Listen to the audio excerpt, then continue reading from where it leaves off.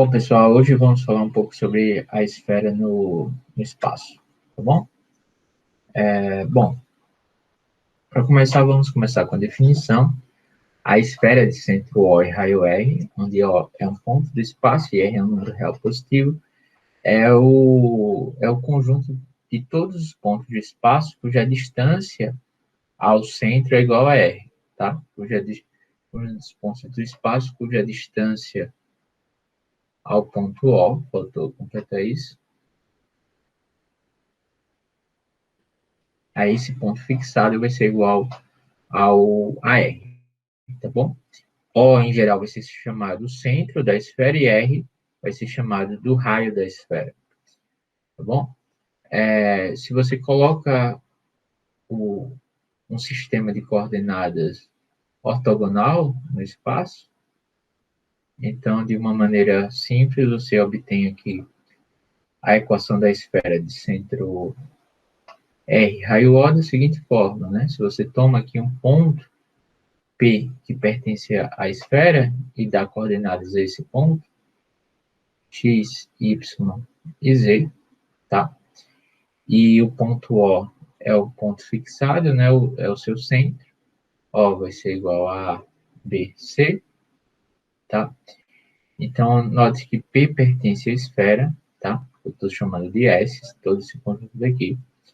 Se, somente se, a distância de P até o ponto O, aqui nesse caso vai ser igual a R, ou ainda que a distância ao quadrado ao ponto O seja igual a R ao quadrado, mas a distância de P até o ponto O ao quadrado vai ser simplesmente x menos A ao quadrado, mais y menos B ao quadrado, mais y menos Z ao quadrado, igual a R ao quadrado, tá? Essa é a expressão que, em geral, a gente vê no curso de geometria analítica, por exemplo, tá? Então, a gente pode localizar um ponto do espaço em relação à esfera, simplesmente se a gente conhece a distância desse ponto do espaço até o seu centro, tá? É claro que se a distância desse ponto do espaço até o ponto O for igual a R, então, de fato, esse ponto está sobre a esfera. Se você toma um ponto cuja distância ao centro da esfera for menor do que R, então, nesse caso, nós vamos dizer que esse ponto é o ponto interior à esfera, tá? E se você toma um ponto cuja distância ao centro seja maior do que R, então, nesse caso, a gente vai dizer que o ponto P é exterior à esfera, tá? De forma análoga, nós podemos localizar uma reta ou um plano quando a gente sabe a distância dessa reta ou desse plano em relação ao centro ó, da nossa esfera, tá? Então, veja que se essa distância desse plano ou dessa reta for maior do que R, tá? Lembra que a distância de um ponto até uma reta, por exemplo, é o comprimento desse segmento perpendicular que liga o ponto O até a reta, tá?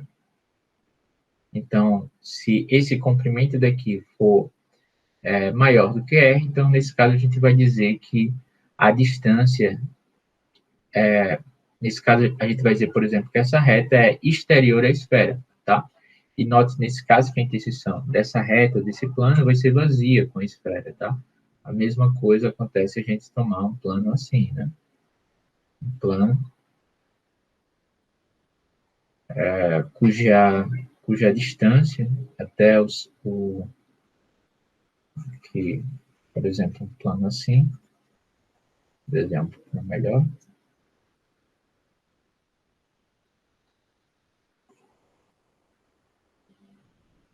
Um plano bem aqui embaixo, por exemplo, tá? Então, nesse caso, essa distância daqui vai ser maior do que R, e nesses dois exemplos, tanto a reta quanto o plano, eles são ditos exteriores à esfera, tá? Nesse desenho aqui de cima, por exemplo, a gente já tem um plano alfa que tem um único ponto de interseção com a esfera, tá? Então, nesse caso, essa reta ou esse plano vai ser dita tangente à esfera, tá? E note que a distância desse plano ou dessa reta ao centro da esfera é exatamente igual a R, tá? Além disso, nós já sabemos que quando a gente pega aqui um ponto, né, e a gente vai olhar a distância desse ponto em relação a uma reta, por exemplo, mas vale a mesma coisa em relação ao plano, tá? Então, quando você, essa distância é dada pelo segmento perpendicular a essa reta que passa por esse ponto, tá? Então, essa daqui, por exemplo, é a distância desse ponto P até a reta R, tá? Então, note que quando você tem que uma reta e um plano, eles são tangentes à esfera, tanto a reta quanto o plano, eles vão ser perpendicular a esse raio, né? A esse segmento que parte do centro até esse ponto de interseção, tá bom? É uma propriedade interessante, tá? Tanto dos planos tangentes quanto das retas tangentes a uma esfera, tá bom?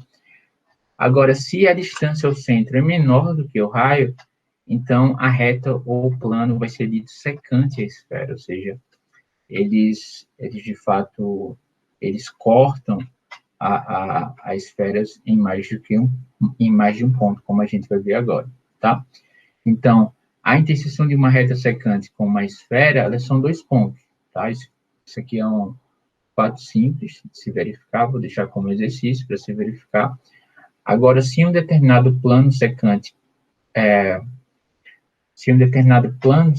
corta uma esfera, então essa interseção desse plano secante com a esfera vai ser, de fato, um círculo para qualquer plano secante, tá? Então, de fato, seja a distância desse centro da esfera a esse plano, que eu estou chamando de alfa, de D, tá? Onde a gente está supondo, por definição, que D aqui vai ser menor do que o raio da esfera, tá? Então, se P é um ponto que está na interseção, ou seja, é um ponto que está na esfera e também está no plano alfa, como esse ponto daqui, tá? Então, repare que se você toma aqui, por exemplo, esse ponto Q, que é a projeção ortogonal de O sobre o plano alfa, né? Então, você tem que esse segmento OK, ele vai ser perpendicular a alfa, né? Essas aqui são as propriedades que a gente já conhece de distância, tá bom? Então, quando então, de fato, esse segmento daqui, ele mede D, tá? E você tem um triângulo retângulo, né? Quando você liga esses três pontos, o ponto O, a sua projeção ortogonal, até o ponto P, então você obteve um triângulo retângulo OQP, cuja hipotenusa é o segmento OP, né? Então, vale o teorema de Pitágoras, que diz que R ao quadrado é igual a esse cateto daqui ao quadrado, que é dado por D ao quadrado, mais QP ao quadrado, né? Então, você veja que, então, nesse caso, você tem que QP, onde Q é um ponto fixo, aqui nesse caso, é a projeção ortogonal do ponto O no plano alfa, vai satisfazer essa equação, que QP é igual a R ao quadrado menos D ao quadrado, que é um número fixo, né? Porque tanto Rzão quanto Dzinho são números dados, tá? Se você tem um plano, então você tem a distância desse ponto até esse plano, tá bom? Então, nesse caso, o conjunto dos pontos que estão nessa interseção, ou seja, um ponto que está sobre a esfera e também está sobre esse plano, ele vai satisfazer essa equação daqui, ó, que é P igual a Rzinho ao quadrado. Ou seja, vai ser o conjunto dos pontos, o conjunto dos pontos P, cuja distância até esse ponto Q fixado daqui seja igual a Rzinho, né? Seja igual a Rzinho, esse cara daqui, tá? E a gente sabe que o conjunto dos pontos no plano que equidistam de um determinado ponto, de um determinado ponto, é um círculo ou uma circunferência, tá? Note que esse raio Rzinho daqui vai ser o raio Rzão da esfera, ou seja, esse círculo vai ter raio máximo, quando D for igual a zero, ou seja, quando a distância desse plano ao centro da esfera seja igual a zero, tá? Então, círculos cujo plano contém o centro da esfera, ou seja, cuja distância do centro ao plano seja zero, são chamados de círculos máximos na esfera, tá? Então, nesse caso, os círculos máximos eles vão ter o mesmo raio e o mesmo centro da esfera original. Bom, aqui eu vou relembrar também alguns elementos de esfera que são baseados em como a gente se orienta na Terra, tá? São inspirados em alguns elementos também vistos em geografia, mas como são elementos que são tratados em alguns problemas, eu vou esclarecer aqui, tá? Então, o que são o que é um eixo, tá? Um eixo nada mais nada nada nada, como é que diz? Um eixo simplesmente, tá? É uma reta que passa pelo centro da esfera. Então, se você tem uma esfera e toma uma reta que passa pelo centro da esfera, você escolheu um eixo, tá? Então, em geral, se você toma uma semicircunferência, tá, sobre um eixo de um determinado raio dado e gira essa semicircunferência em torno do eixo, você não é difícil verificar que você obtém a circunferência inteira, tá bom? Então, se você tem um eixo, ou seja, fixou o eixo, no caso essa reta daqui sublinhada, a interseção dessa reta com a esfera vão ser dois pontos que a gente vai denotar pelos polos, tá? Então, em geral, você tem esse polo norte, por exemplo, que é o polo superior, que eu estou denotando aqui por P1, e tem esse outro ponto aqui, que é o polo sul, ou polo inferior, por exemplo, desde que você tenha fixado um eixo, tá? O equador, nada mais do que não. Eu estou um pouco, estou errando falar essa palavra, tá? Então, deixa eu mudar aqui a frase. O equador é simplesmente a seção plana, tá? E, portanto, você vai obter uma circunferência perpendicular ao eixo pelo centro da superfície. Então, aqui você tem o eixo. Se você passa um plano perpendicular ao eixo, de tal forma que esse plano perpendicular também contenha o centro da sua esfera, então, nesse caso, você obtém um círculo que é chamado de equador, tá? Repare que como esse círculo ele passa pelo centro da esfera, então ele tem o mesmo centro e o mesmo raio da esfera original, tá? Um paralelo é simplesmente uma seção plana, ou seja, a interseção de um plano que seja perpendicular ao eixo, tá? Ou seja, se você toma um plano que seja paralelo ao plano do equador, você obtém uma circunferência, que é essa circunferência daqui em verde, e, em geral, a gente chama de um paralelo. Então, o equador vai ser um tipo de paralelo, tá? O equador, na verdade, vai ser o paralelo de raio máximo, tá?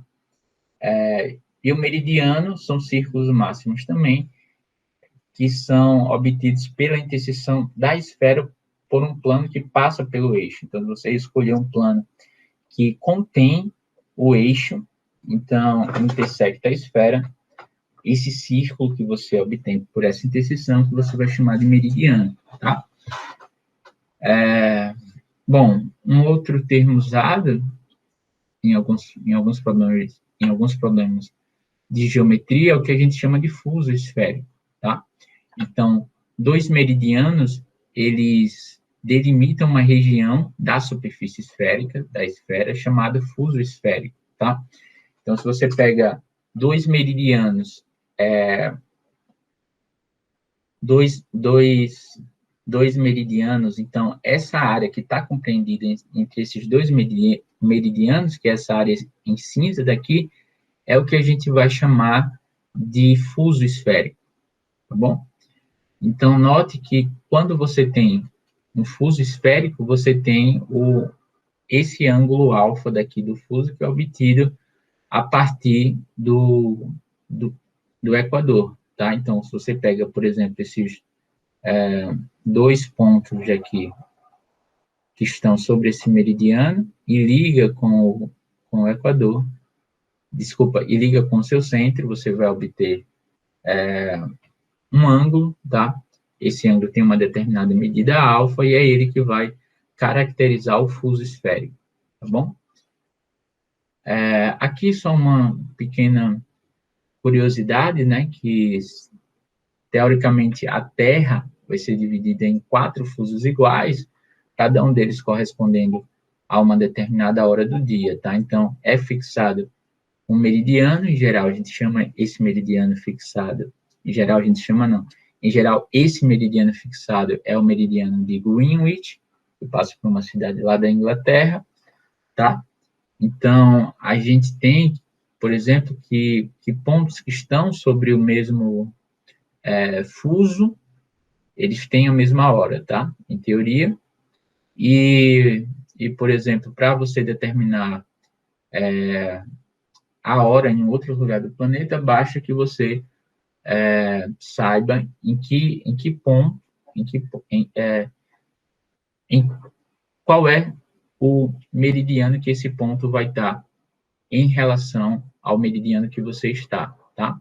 Note que como você vai estar dividindo a Terra em 24 fusos iguais, cada um desse fuso ele vai ter 15 graus, tá bom?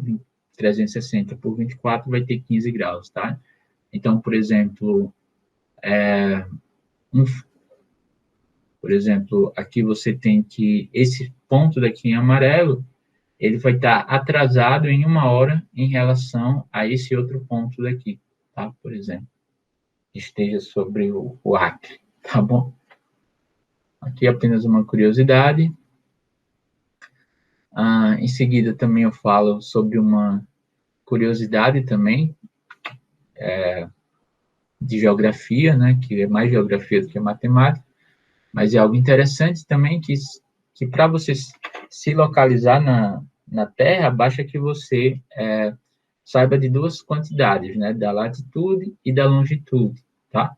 Então, a, a latitude é o ângulo que você vai estar em relação ao Equador, tá? Então, por exemplo, esse ponto daqui, ele vai ter latitude dada por 40 graus norte. O Equador vai ser, a gente diz que ele tem latitude zero, tá? Se você pega um ponto que está acima do Equador e está sobre esse paralelo daqui, por exemplo, então esse ponto, qualquer ponto que esteja sobre esse paralelo, vai ter latitude 40 graus norte, tá? E aí, ao invés de tomar negativo ou positivo, a gente também faz a mesma coisa no caso da longitude. Para a longitude, você simplesmente vai olhar em que meridiano você vai estar em relação ao meridiano fixado, tá? Então, você fixa um determinado meridiano, que em geral é aquele meridiano de Greenwich, e em geral, por exemplo, esse ponto aqui que está marcado, ele vai ter longitude, ou seja, ele vai estar em um meridiano aqui, localizado a 30 graus oeste do meridiano de Greenwich, tá? Então, você pode localizar qualquer ponto da Terra, se você fixa, em geral, vai ser fixado esse paralelo como sendo o Equador, que vai ser o seu paralelo principal, você fixa também o meridiano de Greenwich, e aí você pode localizar qualquer ponto da Terra em relação ao ângulo que você tem, no caso da latitude, o ângulo que você tem em relação ao Equador, tá? E ao ângulo que você, no caso da longitude, o, o ângulo em que o meridiano que você está faz em relação com o meridiano de referência, que em geral é tomado como sendo o meridiano de Greenwich, tá bom? Aqui é só mais uma figurinha, como é que vai ser identificado, em geral, como é feito em geografia, essa identificação dos ângulos, né? Quando a gente tá subindo, em geral, em relação à latitude, a gente, ao invés de tomar positiva ou negativa, a gente diz que vai estar a determinado grau norte ou a determinado grau sul, e no caso da longitude, fixado o meridiano, então você vai, a partir desse meridiano, vai estar determinados graus leste, se tiver à direita, ou a determinado grau oeste desse meridiano de referência, se esse meridiano de referência estiver à esquerda, tá bom? Aqui só mais uma curiosidade, né, que tem a ver um pouco com o que a gente estudou, certo?